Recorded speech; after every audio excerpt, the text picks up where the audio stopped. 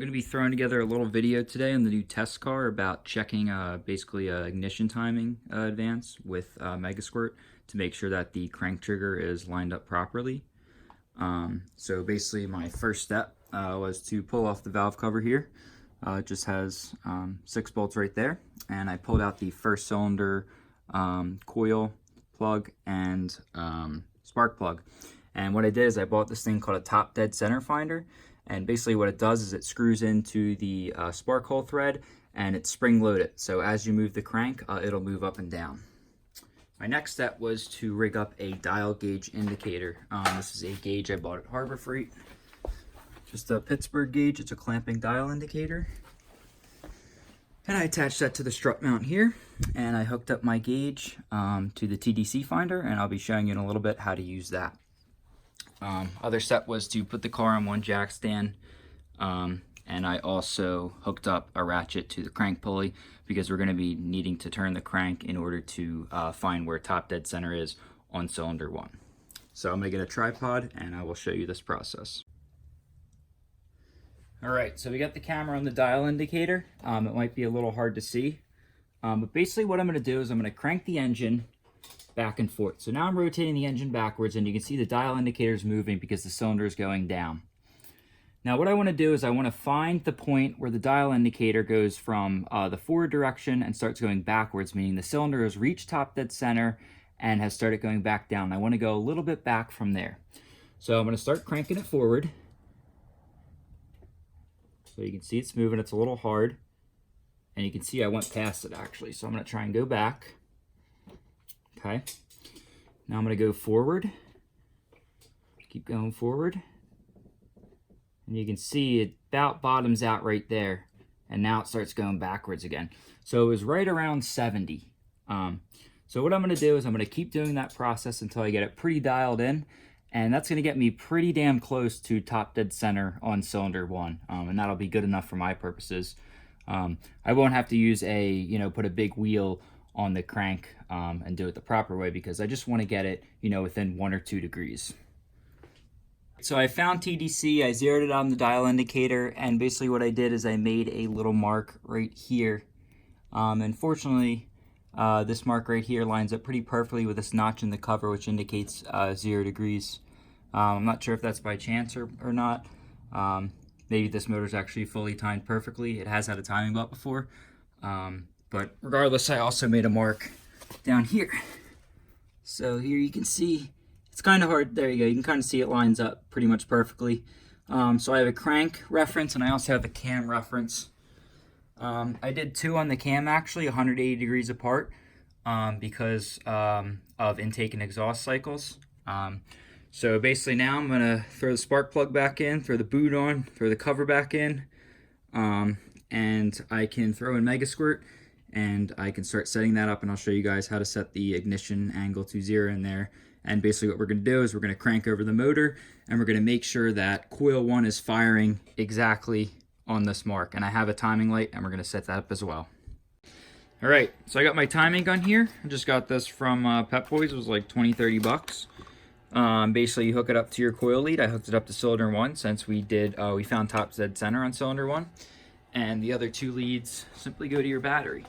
I also have a charger hooked up because I'm going to be doing a lot of cranking. Next I have my start solenoid test wire right here. So Volvo actually has a little point right here where you can hook one of these up. So what I'm going to do is I'm going to hook this up, and then I'm going to run over there and I'm going to turn my gun on, and we can see basically what the ignition advance is. I'm still running the stock ECU, so it should be around 5 or 6 degrees, 5 or 6 crank degrees, and about 2.5 cam degrees. So let's give it a try and we'll see what we got.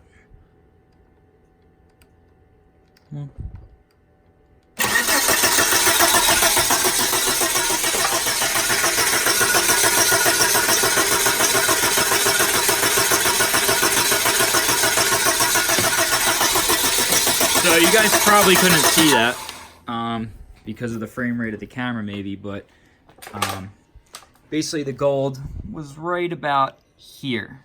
So that's pretty good. It means it's firing 2.5 cam degrees before top dead center. So that looks pretty good. So now I'm going to hook up Megasquirt and we'll see where that is. Megasquirt should be pretty off. It should be like 12 or 15 cam degrees and 20 or something crank degrees. And I gotta fix this because this is why my last engine blew up. So let's get Megasquirt hooked up. I am also going to look at the crank real quick too. Hopefully we get a better view at the crank.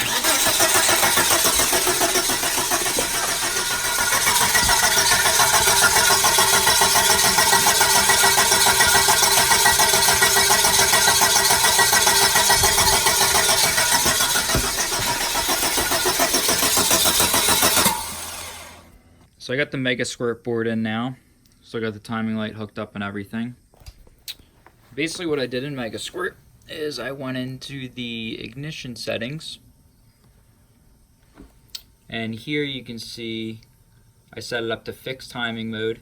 And I set it to 0 degrees fixed advance and 0 degrees advanced cranking advance. So this means it's basically locked at 0 degrees ignition advance. And basically what we want to see is we want to see that gold mark line up perfectly with this mark. So let's see what it does.